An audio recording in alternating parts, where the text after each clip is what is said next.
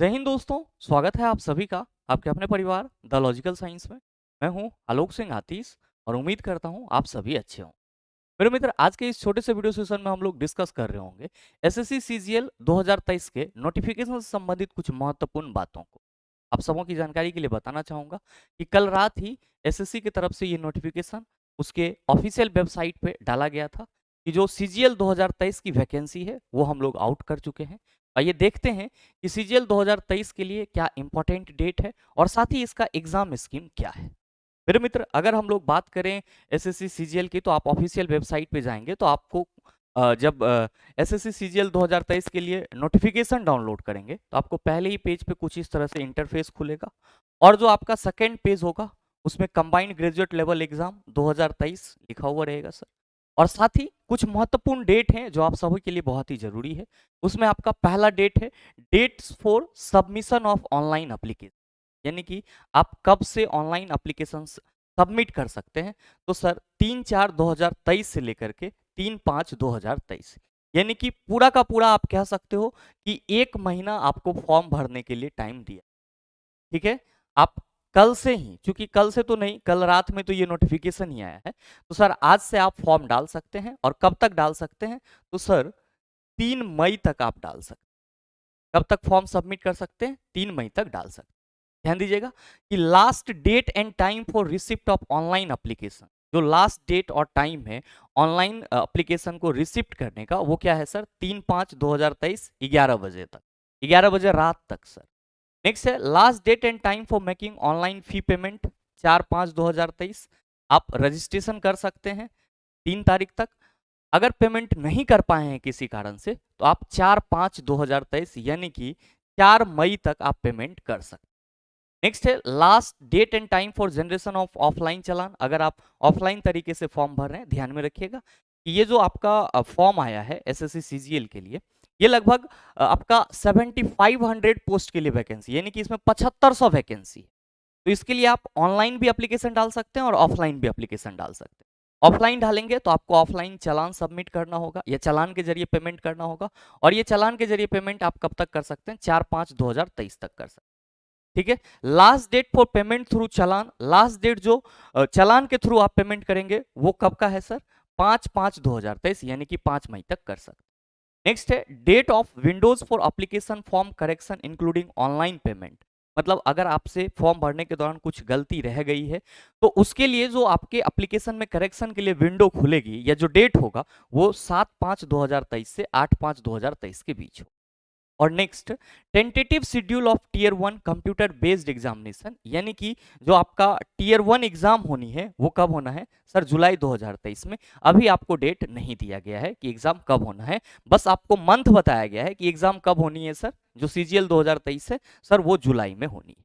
तो जो आपका मेन डेट है वो ये कि फॉर्म भराना आपका जो है वो कल से ही स्टार्ट हो गया है। कल से तो बहुत सारे मित्र नहीं किए होंगे, या फिर जिनके पास अपना सिस्टम होगा वो खुद से फॉर्म भरते होंगे, वो कर लिए होंगे।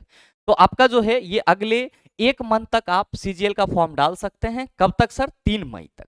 ठीक है, आप ऑनलाइन एप्लीकेशन का रिसिप्ट कब तक ले सकते हैं सर? 3/5/2023 तक। आप ऑनलाइन फी पेमेंट जो है वो कब तक कर सकते हैं? 4/5/2023। ऑफलाइन चालान के थ्रू 4/5/2023 तक। लास्ट डेट क्या है चालान चालान के साथ पेमेंट करने का? 5/5/2023। और करेक्शन के लिए विंडो कब खुलेगा? 7/5/2023। और साथ ही टीयर 1 का एग्जाम कब होनी है? तो सर जुलाई में। और मेरे मित्र यहाँ पे टीयर 2 के लिए टू बी नोटिफाइड लेटर, यानी कि बाद में आपको सूचित किया जाएगा, लिख दिया गया है। मतलब क्या कि आपका जो एग्जाम सीजीएल का होनी है वो जुलाई में होनी। नेक्स्ट मेरे मित्र, आप सबों को मालूम है कि अगर हम लोग सीजीएल की बात करते हैं तो कंबाइंड ग्रेजुएट लेवल होता है सर। इसमें हम लोग इनकम टैक्स, ऑडिटर, जेएसओ, इन सभी के लिए फॉर्म फिलअप करते हैं। तो आप सभी ध्यान में रखेंगे कि इस एग्जाम के लिए, चूंकि यहाँ पे लिखा हुआ है कंबाइंड ग्रेजुएट लेवल, तो इस एग्जाम के लिए अगर हम लोग एजुकेशनल क्वालिफिकेशन की बात करें तो आपका किसी भी स्ट्रीम में ग्रेजुएट होना बहुत ही जरूरी है। और अगर आप ग्रेजुएट हैं और एक लंबे समय से तैयारी कर रहे हैं तो कहीं ना कहीं एसएससी आपको अच्छा मौका दे रही है। मेरे मित्र, अगर हम लोग बात करें कि सर ये जो सीजीएल 2023 है इसका एग्जाम कैसे होगा, तो आप सबों को मालूम है कि हमेशा से ही 2 फेज में एग्जाम होते आया है, टीयर 1 और साथ ही आपका टीयर 2। टीयर 1 और टीयर 2। मेरे मित्र अगर हम लोग टीयर 1 के एग्जाम स्कीम की बात करें कि टीयर 1 में क्या क्या पूछे जाएंगे, तो वो आपका एग्जाम स्कीम कुछ इस तरह से। मेरे मित्र ध्यान में रखेंगे कि टीयर 1 में जो आपको एग्जाम होने हैं उसमें आपका सब्जेक्ट क्या क्या रहेगा। तो पहला है आपका जनरल इंटेलिजेंसी एंड रीजनिंग, दूसरा है जनरल अवेयरनेस, तीसरा है क्वांटिटेटिव एप्टीट्यूड और चौथा आपका इंग्लिश कॉम्प्रीहेंशन। यानी कि आपको अगर एसएससी सीजीएल 2023 का टीयर 1 एग्जाम क्रैक करना है तो आपको 4 सब्जेक्ट पे पकड़ बनानी होगी: general intelligence and reasoning, general awareness, quantitative aptitude, English comprehension. आम भाषा में कहें तो मेरे मित्र ये आपका रीजनिंग हो गया, ये जीके हो गया, ये मैथ हो गया और ये इंग्लिश। और अगर आपको एक्साइज इंस्पेक्टर बनना है, इनकम टैक्स ऑफिसर बनना है, कुछ भी बनना है सर, तो आपके पास एसएससी के थ्रू अगर आप जॉब लेना चाहते हैं तो इन चारों सब्जेक्ट पे कमांड होना बहुत ही जरूरी। नेक्स्ट ध्यान दीजिएगा कि प्रत्येक सब्जेक्ट से 25-25 क्वेश्चन पूछे जाने हैं, प्रत्येक सब्जेक्ट से 25-25 क्वेश्चन पूछे जाने हैं। और ध्यान में रखिएगा कि एक क्वेश्चन आपका कितने नंबर का होगा सर? 2 नंबर का होगा। और इसीलिए हर एक सब्जेक्ट में मैक्सिमम नंबर आपका कितना है सर? 50-50 है। यानी कि टोटल आपको 200 नंबर के एग्जाम होने, टोटल कितने होने सर? 200 नंबर के एग्जाम होने हैं। और ध्यान में रखिएगा इसके लिए आपको टाइम कितना मिलेगा? 1 घंटा का टाइम दिया। यहाँ पे कुछ आपका इंपॉर्टेंट बात भी सर लिखा हुआ है जिसमें क्या है कि tier 1 will consist of objective type multiple choice question, the question will be set both in English and Hindi except for English comprehension. मेरे मित्र टीयर 1 का जो आपका एग्जाम होगा इसमें आपको ऑब्जेक्टिव टाइप क्वेश्चन देखने को मिलेंगे, एमसीक्यू टाइप। और साथ ही ध्यान में रखेंगे कि क्वेश्चन का लैंग्वेज इंग्लिश और हिंदी दोनों होगा, सिर्फ और सिर्फ इंग्लिश पेपर को छोड़ के। नेक्स्ट क्या लिखा है? There will be negative marking of 0.5 for each wrong answer. अगर आपसे क्वेश्चन गलत हो जाती है तो पेनल्टी के रूप में निगेटिव मार्किंग की भी व्यवस्था है, और वो कितनी है सर? 0.5। तो ये तो हो गई आपका टीयर 1। अगर आप टीयर 1 पार कर जाते हो तब आपको क्या देना होगा? तो सर टीयर 2 देना होगा। मेरे मित्र टीयर 2 का जो आपका एग्जाम होगा इसमें आपको अगर सारे पोस्ट को देखा जाए जोड़ करके, इसमें पेपर 1, पेपर 2 और पेपर 3 ये 3 पेपर देने होते। ध्यान में रखिएगा कि अलग अलग पोस्ट के लिए आपका जो पेपर है वो कैटेगराइज है, डिवाइड है। कैसे? तो देख लेंगे हम लोग। जैसे अगर हम लोग बात करें टीयर 2 एग्जामिनेशन की तो इसमें आपका पेपर 1 होनी है। पेपर 1 जो कि आपका सेशन 1 होगा, 2 घंटे एंड 15 मिनट। जो पेपर 1 होगा टीयर 2 में वो 2 घंटे 15 मिनट का होगा। और ध्यान में रखेंगे कि ये जो आपका सेशन होगा इसमें 2 सेक्शन होंगे, ठीक है? पहला सेक्शन आपका मॉड्यूल 1 में मैथमेटिकल एबिलिटी से क्वेश्चन पूछे जाएंगे, और मॉड्यूल 2 में रीजनिंग एंड जनरल इंटेलिजेंसी से क्वेश्चन पूछे। यानी कि पेपर 1 का सेशन 1 में जो आपको 2 सेक्शन है, सेक्शन 1 और सेक्शन 2, तो सेक्शन 1 का पहला मॉड्यूल में आपको मैथमेटिक्स से 30 क्वेश्चन और मॉड्यूल 2 में रीजनिंग से 30 क्वेश्चन पूछे जाएंगे। टोटल आपका 60 क्वेश्चन, और हर एक क्वेश्चन 3 नंबर का होगा। टोटल मार्क्स आपका 180 नंबर होगा। अच्छा, इसके लिए आपको टाइम कितना मिलेगा? तो sir 1 hour for each section, 1 घंटा आपको मतलब हर एक सेक्शन के लिए मिलेगा। अब मॉड्यूल में नहीं जाना है सर, सेक्शन 1 का 2 मॉड्यूल है, मॉड्यूल 1 और मॉड्यूल 2, हर एक सेक्शन के लिए आपको 1 घंटा टाइम मिलेगा। 1 hour for each section, 1 hour and 20 minute for the candidate eligible for scribe as para 7.1, 7.2 and 7.3। मतलब 1 घंटा 20 मिनट, यानी कि 20 मिनट एक्स्ट्रा उन कैंडिडेट को मिलेगा जो क्या है सर? डिजेबल हैं, यानी कि जो डिजेबल कैटेगरी के, या आप कह सकते हो पीडब्ल्यूडी के कैटेगरी में आते हैं। मेरे मित्र ध्यान में रखेंगे कि अगर हम सेक्शन 2 की बात करेंगे पेपर 1 में, तो आपको इंग्लिश लैंग्वेज एंड कॉम्प्रीहेंशन है और जनरल अवेयरनेस है। ध्यान में रखिएगा कि जनरल अवेयरनेस टीयर 1 के लिए भी जरूरी है और टीयर 2 के लिए भी जरूरी है। और यहाँ पे अगर आप देखेंगे तो इंग्लिश के 45 क्वेश्चन और जनरल अवेयरनेस के यहाँ पे भी 25 क्वेश्चन पूछे जाएंगे।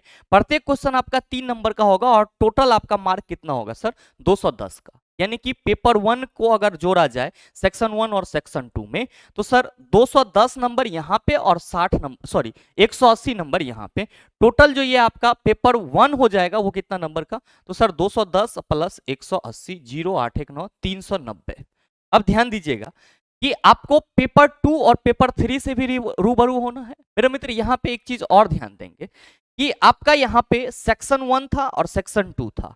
ये किसकी बात कर रहे हैं? टीयर 2 के पेपर 1 की। नेक्स्ट ध्यान दीजिएगा यहाँ पे कि जो सेक्शन 3 है, जो सेक्शन 3 है पेपर 1 में ही, वो आपका क्या होगा? सर कंप्यूटर से रिलेटेड होगा और इसमें आपको कितने हैं सर, तो प्रत्येक क्वेश्चन 3 नंबर का होगा और ये 60 नंबर का टोटल एग्जाम होगा। 15 मिनट फॉर ईच मॉड्यूल, यानी कि जो मॉड्यूल है सर उसके लिए आपको 15 मिनट दिया जाएगा। ध्यान दीजिएगा कि प्रत्येक सेक्शन के लिए आपको यहाँ पे 1 घंटा टाइम मिलेगा और प्रत्येक मॉड्यूल के लिए आपको 15 मिनट का टाइम दिया जाएगा। नेक्स्ट यहाँ पे जो सेशन 2 होगा इसमें आपका डाटा एंट्री टेस्ट होगा, ठीक है। अब ये उसके लिए जो इस पोस्ट को भरे होंगे उनके लिए है sir. One data entry task, एक आपका टास्क भी दिया जाएगा। और साथ ही अगर पेपर 2 की बात की जाएगी तो इसमें एस्थेटिक्स ध्यान में रखेंगे, ये भी ऑप्शनल है, ये सभी के लिए नहीं है। जो आपकी पोस्ट के अकॉर्डिंग एलिजिबिलिटी होगी, रिक्वायरमेंट होगी, उसके हिसाब से है। अगर आप कोई ऐसा पोस्ट भर रहे हैं जिसमें एस्थेटिक्स जरूरी है तो सर यहाँ पे आपको पेपर 2 में एस्थेटिक्स 100 नंबर का एग्जाम देना होगा, सॉरी 100 क्वेश्चन पूछे जाएंगे और प्रत्येक क्वेश्चन जो है आपका वो कितने का होगा, 2 नंबर का, और टोटल आपका क्या हो जाएगा sir 200 number. 2 hour for each paper, 2 hour and 40 minutes for candidate eligible for scribe as para 7.1 7.2। Normal candidate के लिए 2 घंटा आपका दिया जाएगा ईच पेपर। नेक्स्ट पेपर 3 की बात करें तो जनरल स्टडीज और फाइनेंस से रिलेटेड होंगे, इससे भी संबंधित 100 क्वेश्चन पूछे जाएंगे। और ध्यान में रखेंगे कि यहाँ पे भी आपका टोटल नंबर कितना होगा सर 200 का। मेरे मित्र एक और इंपॉर्टेंट चीज ध्यान में रखिएगा, क्योंकि बहुत सारे मित्रों को यहाँ पे कंफ्यूजन होगा कि सर एस्थेटिक्स, ये जनरल स्टडीज एंड इकोनॉमिक्स, ये सब किसको देना है। तो भाई मेरे यहाँ पे सारी चीजें क्लियर की गई है कि tier 2 will include conducting of paper 1, paper 2 and paper 3। Tier 2 में 3 पेपर होने, पेपर 1, पेपर 2, पेपर 3। अब है कि paper 1 is compulsory for all the post. Paper 1 जो है वो सभी पोस्ट के लिए कंपलसरी है। जो पेपर 1 आप देख रहे हैं 2 घंटा 15 मिनट का सेशन आपका पहला सेशन होगा, जिसमें mathematics, reasoning, English, general awareness सारे पूछे जाने हैं सर, ये सभी पोस्ट के लिए कंपलसरी हैं। और मेरे मित्र अगर हम यहाँ पे सेक्शन 2 में, सेशन 2 में आए, ये सेक्शन 3 और अगर सेशन 2 में आते हैं तो कंप्यूटर नॉलेज और मॉड्यूल और data entry speed post, speed test module, ये दोनों ही सर स्पेशल पोस्ट के लिए होंगे। और नेक्स्ट ध्यान देंगे कि paper 2 will be only those candidate who apply for the post of junior statistical officer.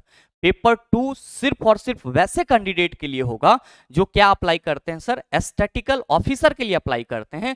और साथ ही JOC in the ministry of statistics and programme implementation and statistical investigator grade 2 in the office of registrar general of India, MO Home Affairs, and who are shortlisted in tier 4 those tier 1 for this post. यानी कि जिन्होंने JSO के लिए apply करा है sir और tier 1 उन्होंने complete कर लिया है तो उनको सर पेपर 2 देना होगा। उनको क्या देना होगा सर, पेपर 2 देना होगा। और ध्यान में रखेंगे जेएसओ का फुल फॉर्म क्या होता है, junior aesthetical officer. Next, paper 3 will be only for those candidates who are shortlisted in tier 1 for paper 3, that is for the post of assistant audit officer और assistant account officer। मेरे मित्र paper 3 जो है वो वैसे candidate के लिए होगा जो टीयर 1 में शॉर्टलिस्टेड हैं और उन्होंने क्या पोस्ट अप्लाई करा था, असिस्टेंट ऑडिट ऑफिसर और असिस्टेंट अकाउंट ऑफिसर। तो अगर आपने असिस्टेंट ऑडिट ऑफिसर और असिस्टेंट अकाउंट ऑफिसर के लिए अप्लाई करा है, टीयर 1 आप पास हो जाते हैं तो पेपर 1 तो सबके लिए कंपलसरी है, आपको पेपर 3 भी देना होगा। और साथ ही अगर आप जेएसओ के लिए अप्लाई करते हैं तो पेपर 1 तो आपको देना ही है, साथ में आपको पेपर 2 भी देना होगा।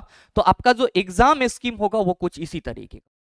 और मेरे मित्र वाकई में अगर आप मेहनत कर रहे हैं तो एसएससी आपको मौका दे रही है बेरोजगारी के धब्बा को मिटाने का।